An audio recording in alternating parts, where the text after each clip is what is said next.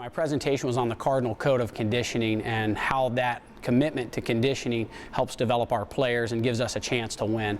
So it starts with demanding consistent expectations and a certain level of commitment from our players and holding them accountable to that standard. From there, we talk about the concentration and concentrating specifically on what we can control and the process of our work, and really committing ourselves to that level of attention to detail in everything that we do in our conditioning program, and how that can carry into competitive situations and focusing on our alignment, our assignment, our key, our technique, things that we can control in our technique, effort, attitude, mental discipline.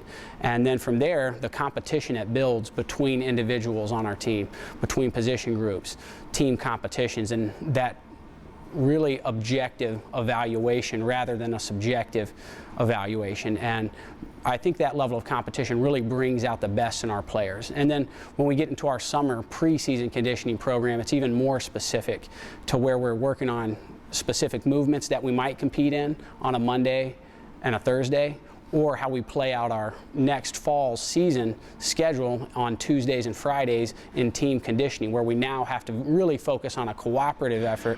Everyone's accountable for their level of performance. Everyone's working together with attention to detail, with commitment, with concentration.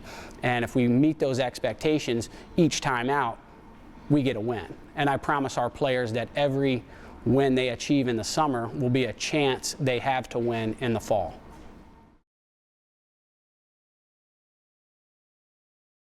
By putting them in those competitive situations, you give them an opportunity to be evaluated in the truest sense of the word. And there's a winner and there's a loser. And to the winners go the spoils and rewards, and to the losers the consequences. In our format, that might be a few less reps in conditioning to the winning team. And to the losers, they might have to clean up the setup and pick up all the cones, the bags, everything that outlined that day's work and drills, and that's their consequence.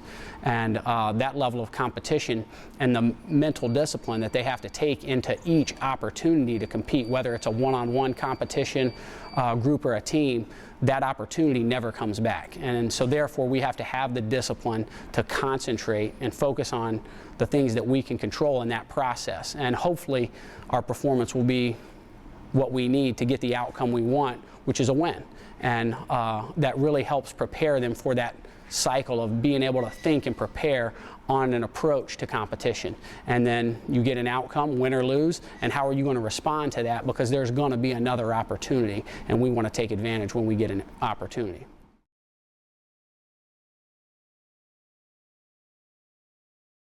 I think for a high school athlete, the transition to the next level as a collegiate athlete and the expectations and the demands that are placed on them, the best thing that they can do coming in is really to rely on what got them there and play to their strengths, but be humble enough and willing and coachable to work on their weaknesses.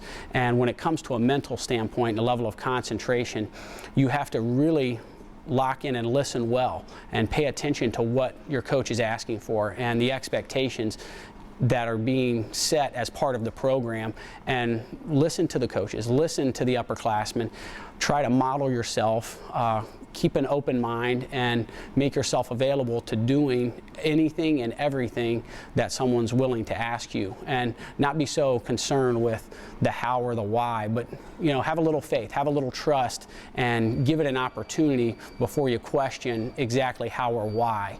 And I think that would make the transition to a higher level of expectation and a higher level of competition a lot easier, because when you get to that level, everybody was an all-state guy in high school. Everybody was the best player on their team and was used to dominating the competition. So now, you've got to find a way to get an edge. And I think working to your strengths and working to develop your weaknesses will really go a long way.